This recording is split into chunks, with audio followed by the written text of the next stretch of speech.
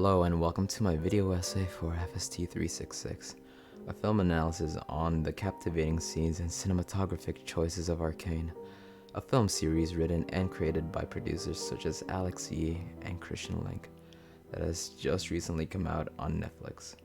Seriously, if you haven't already watched, you are definitely missing out on the massive bandwagon it has accumulated since the 6th of November. A final disclaimer, for there will be spoilers up ahead, so do pause the video and give Arcane a watch if you are given the chance. With that out of the way, I feel some context is necessary before this analysis begins. The universe of Arcane is actually based off of a well-known video game named League of Legends, which has been accumulating its fans since 2009. But the fans, of course, is not the main reason why Arcane has reached the fame it has today.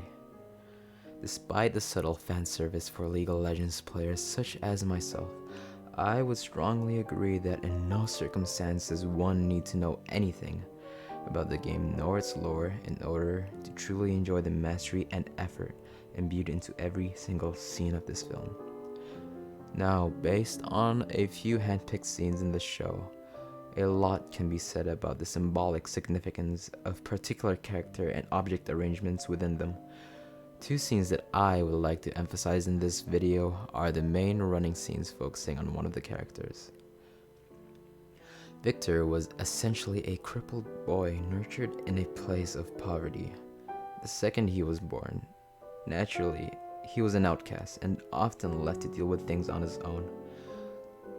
Looking at the mise-en-scene here, he is shown being in his natural state of loneliness and emptiness, left only with his inventions. Ironically enough, due to his condition, one could see his own inventions outrunning him even. This particular scene shows his boat outpacing Viktor down the river as the dolly-esque camera struggles to catch up and keep both in frame, symbolizing the difference of power between the two.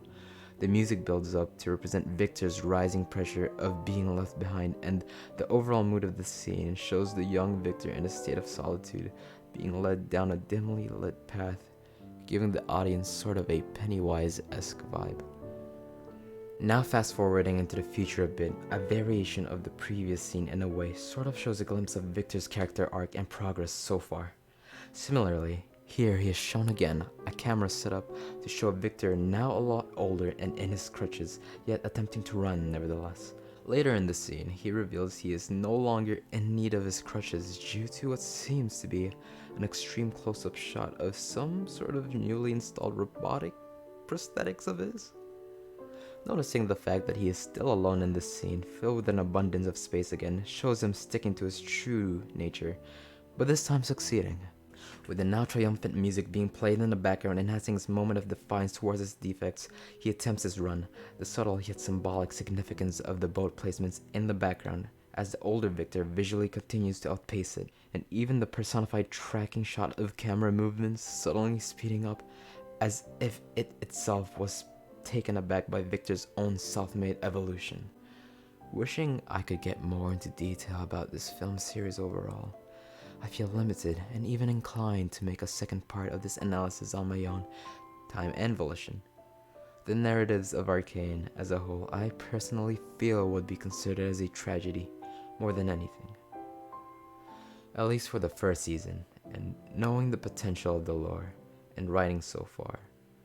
Being a follower of their world building since the beginning, I have high hopes for Arcane's future screenings, which I too hope gloriously evolves.